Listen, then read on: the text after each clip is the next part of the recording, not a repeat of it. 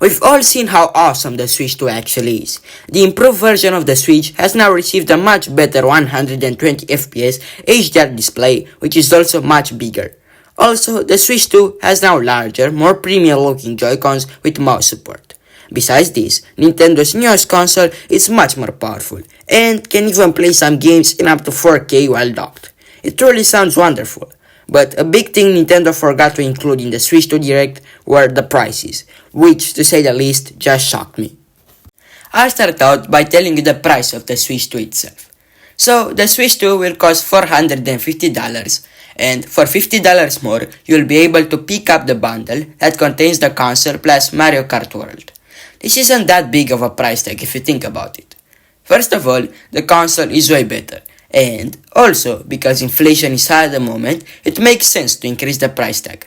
But at the end of the day, for this amount of money, you would still be able to buy PS5 Digital Edition. Alright, so for most people, the price tag of the console won't be that big of a deal. But I bet that for a vast majority of gamers, the game's price tag will be a shock. So I'll tell you the prices of the games you know so far: Mario Kart World and Donkey Kong Bonanza. Mario Kart will cost $80, while Donkey Kong will cost $70. A huge price tag indeed.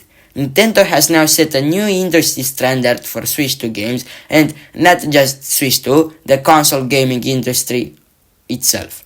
But that's not all. The prices that I told you earlier were for digital copies of these games. But if you want the physical copies, you'll have to pay $10 more. Also, if you want to play the upgraded version of Switch 1 games on Switch 2, they consist of better graphics and smoother gameplay, up to 120fps by the way. It will cost you an extra $10. Some examples of these types of titles are Breath of the Wild and Tears of the Kingdom. I find the prices of these games and upgrade packs to be a huge deal, but at least I hope that these games will be good. Another thing people are shocked about is the price of the Pro Controller 2. Which is going to cost $80. Once again, this is a ginormous price tag. I get the fact that this controller has got back buttons that are mappable, an audio jack port, and a microphone, but this price is just insane. I'm quite sure you'll be able to pick up a second-hand Switch Lite for this much money, and this is just crazy in my opinion. If you think that the other products are fairly priced, you'll once again be wrong. For example, the webcam that is going to be used for game chat will cost $50. And, by the way, this isn't a great webcam by any means. I guess it gets the job done, but nothing more. It is basically a webcam from 10 years ago, just being sold for much more than it should. Another thing I was surprised to see a big price tag on was the all-in-one Switch 2 carrying case. Don't get me wrong, this case is great. It fits all of the stuff you'd ever need to take with you.